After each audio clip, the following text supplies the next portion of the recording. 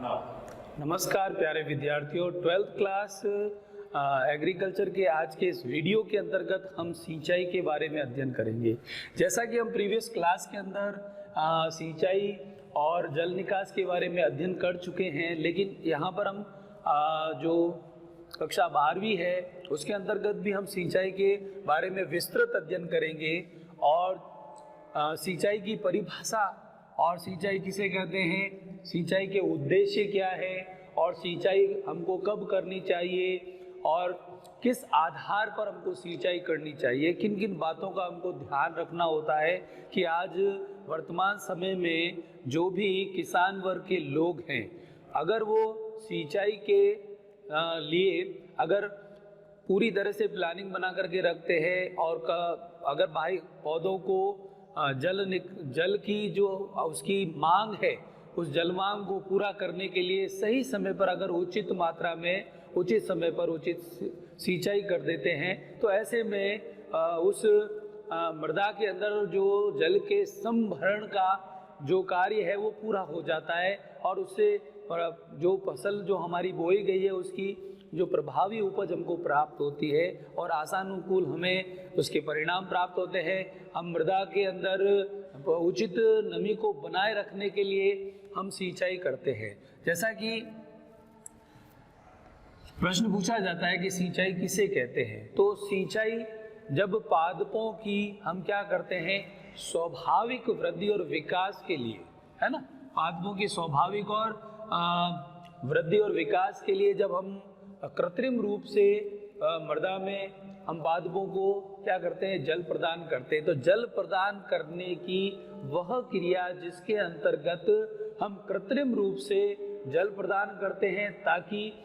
जिस खेत के अंदर हमको सिंचाई करनी है उसके अंदर पानी का संभरण किया जा सके, यानी कि जो नमी की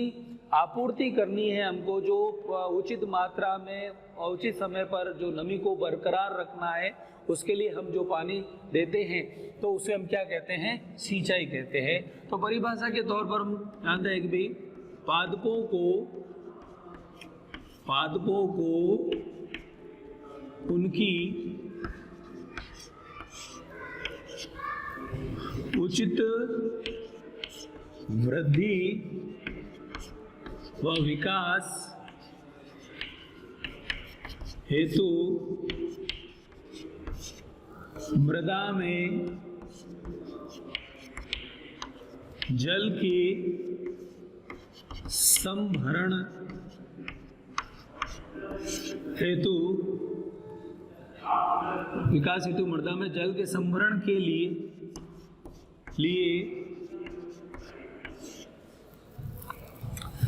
कृत्रिम रूप से जल प्रदान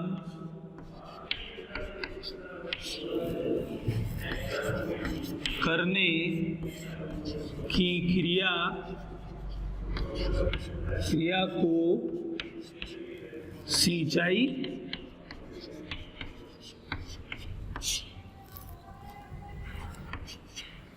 कहते हैं।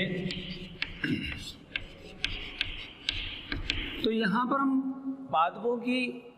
को उनकी उचित वृद्धि और विकास हेतु हम क्या करते हैं कि भाई जब भी पादप जो है बिना जल के तो वो अपना जीवन चक्र पूरा नहीं कर सकता है। उसको जमीन से जो खनिज पोषक तत्व है, जो पोषक तत्वों की जो आपूर्ति होनी है वो उसको प्राप्त करने के लिए जल एक माध्यम का कार्य करता है और ये जल जो है वो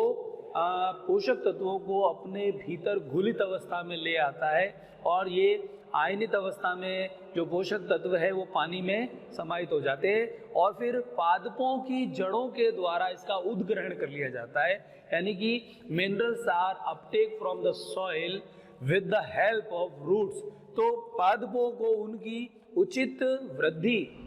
है ना, और विकास के लिए, यानी कि ग्रोथ एंड डेवलपमेंट के लिए जो पानी की आवश्यकता पड़ती है, क्योंकि पानी से ही उनको पोषक तत्वों की भरपाई होती है और मृदा में जो जल का संभरण हो जाता है जिससे कि मृदा के अंदर उचित नमी बनी रहती है। तो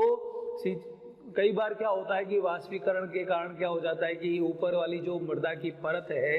वो कठोर हो जाती है। और जब हम नर्सरी के अंदर पादपों को निकालते हैं तब भी हमको सिंचाई करनी पड़ती है ताकि जो कठोर परत है वो नरम हो जाए और मृदा में पर्याप्त नमी बन जाए, जिससे कि पादपों को आसानी से जड़ सहित बाहर निकाला जा सके। और मृदा में जो भी हम पोषक तत्व देना चाहते हैं या उर्वरक देना चाहते हैं तो उनको हम घुलित अवस्था के अंदर पादपों को वो मिल सके, तो इसलिए हम सिंचाई करना हमारे लिए बहुत जरूरी है। लेकिन सिंचाई की आवश्यकता हमको कब पड़ती है? जब हम वर्षा जल से हम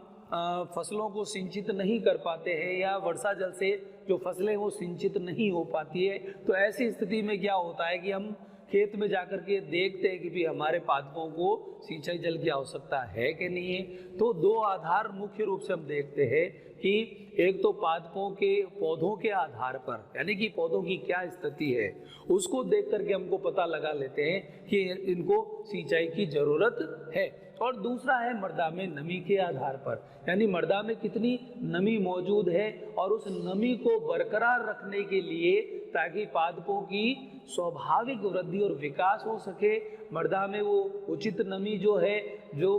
बनी रहनी चाहिए, अन्यथा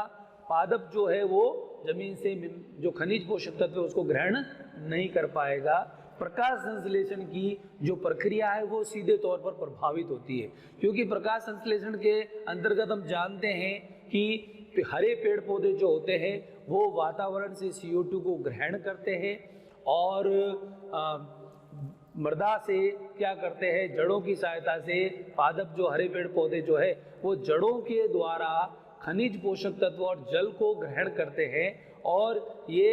जल और खनिज पोषक तत्व जो है वो जाइलम की मदद से जो है वो पत्तियों तक पहुंचाया जाता है और पत्तियों के अंदर जो पर्णहरित होता है उस पर्णहरित की सहायता से जो है पादप अपना भोजन जो है स्वयं बनाते हैं। प्रकाश संश्लेषण, जैसा कि हम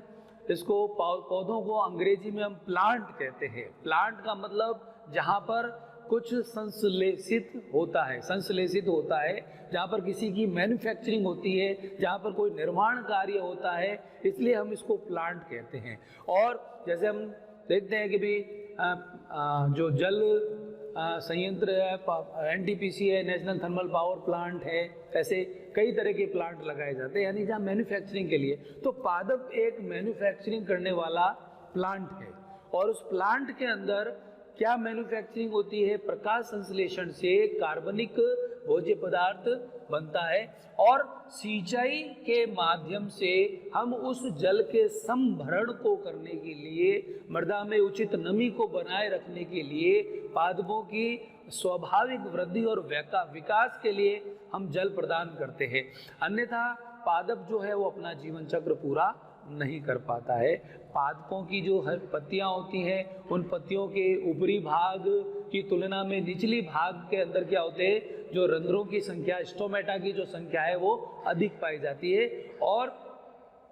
पादपों के अंदर अलग अलग वेरिएशन की वजह से उनके अंदर ये संख्या कम ज़्यादा हो सकती है।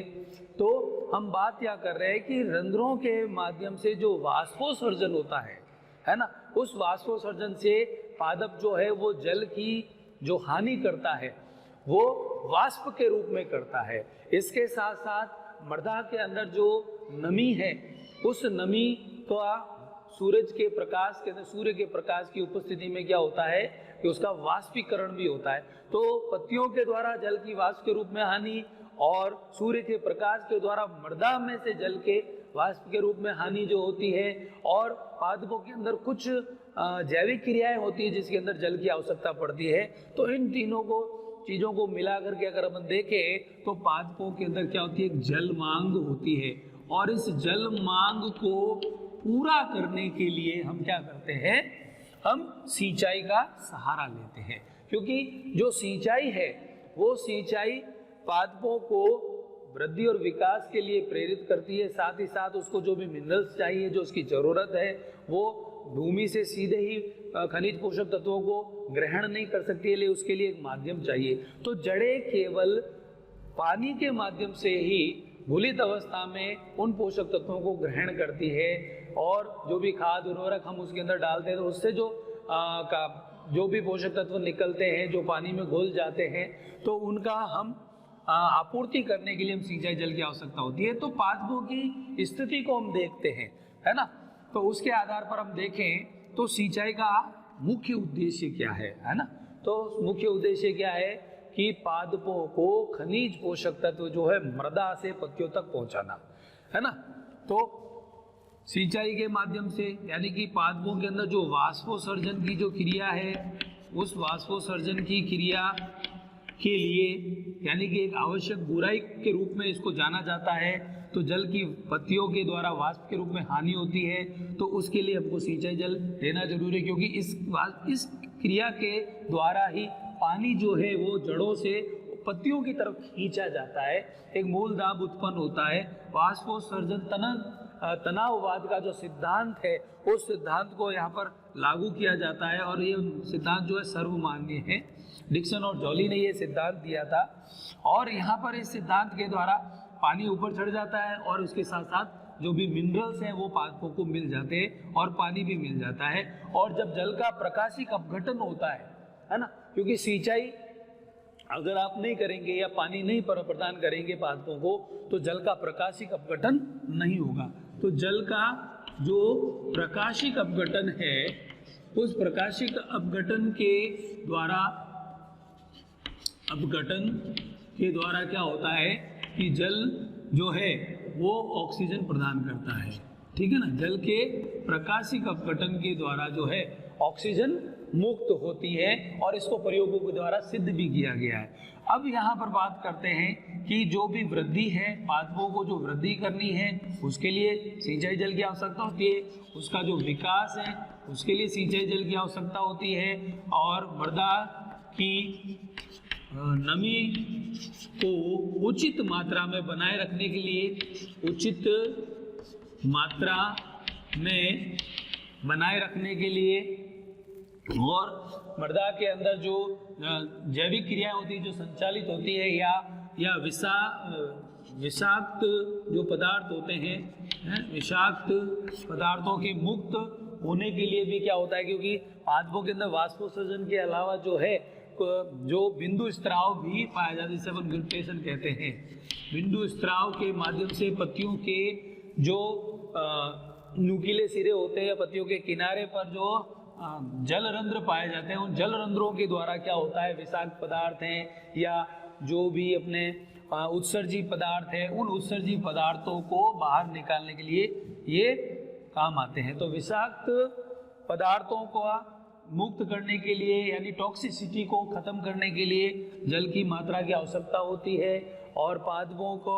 एक कोशिका से दूसरे कोशिका में ट्रांसपोर्टेशन के लिए भी जो सेल के अंदर पानी होता है वो क्या करता है कि विसरण की विधि के द्वारा जो है ये पदार्थ जो है ट्रांसपोर्टेशन होता रहता है, यानी कि जो भी परिवहन है तत्वों का वो एक कोशिका से दूसरी कोशिका के बीच में भी जाता है। और कोशिकाओं के बीच में जो सेल वॉल के बीच में जो प्लाज्मोडेस्माटा पाए जाते हैं, जहाँ से ये एक नेबरिंग सेल्स के बीच में या जो पड़ोसी कोशिकाएं होती हैं उन कोशिकाओं के मध्य में जहाँ एक कोशिका दूसरी कोशिका के संपर्क में आती है उनकी कोशिका भित्ति, वहाँ से भी पादपों के अंदर क्या होता है, ट्रांसपोर्टेशन होता है। तो उसमें भी सिंचाई जल की हमको आवश्यकता पड़ती, क्योंकि बिना जल के किसी भी कोशिका के अंदर जो है जल की भरपाई पूरी नहीं हो सकती। कि धीरे धीरे अगर मान लो आप सिंचाई करना बंद कर देते हैं तो पादप क्या होता है कि धीरे धीरे वाष्पोत्सर्जन, वाष्पीकरण इनके द्वारा क्या होता है कि उनमें पानी की कमी आ जाएगी और एक समय ऐसा आएगा कि उनकी कोशिकाओं के अंदर जो उपस्थित जल है वो भी खत्म होने लग जाएगा और पादप धीरे धीरे उनकी कोशिकाएं जो है वो मृत हो जाएंगी और पादप मर जाएगा। तो हम यहाँ पर देखते हैं सिंचाई जल जो है वो हमारे खेत के अंदर जो मृदा में नमी के आधार पर और पादपों की स्थिति, बाह्य स्थिति को देख करके हम पत्तियों का तापमान को नाप करके भी हम सिंचाई कर सकते हैं और हम उसकी बाह्य स्थिति को देखते हैं। यानी कि खेत में जब जाते हैं तो मिट्टी के ऊपर जो कठोर परत अगर बन जाती है, मृदा में उचित नमी नहीं है, पादपों की पत्तियां मुरझाई हुई है ना, धीरे धीरे उसके अंदर, तो हम पादपों की ज़रूरत को ध्यान में रखते हुए हम क्या करते हैं, सिंचाई करते हैं। तो यहाँ पर हम देखें तो बहुत सारी ऐसी बातें हैं जिसके द्वारा हम क्या कर सकते हैं कि सिंचाई का हम आधार तय कर सकते हैं। तो सिंचाई के जो आधार है वो मुख्य रूप से दो प्रकार से है। पहला जो आधार है ये सिंचाई के आधार,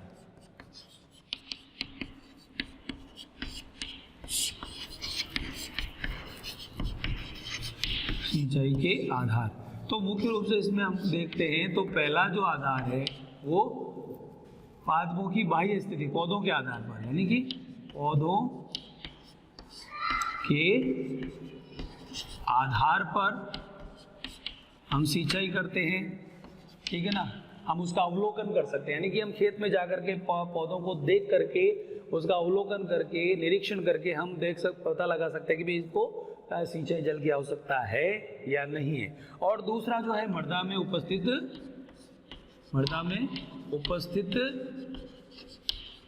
नमी के आधार पर,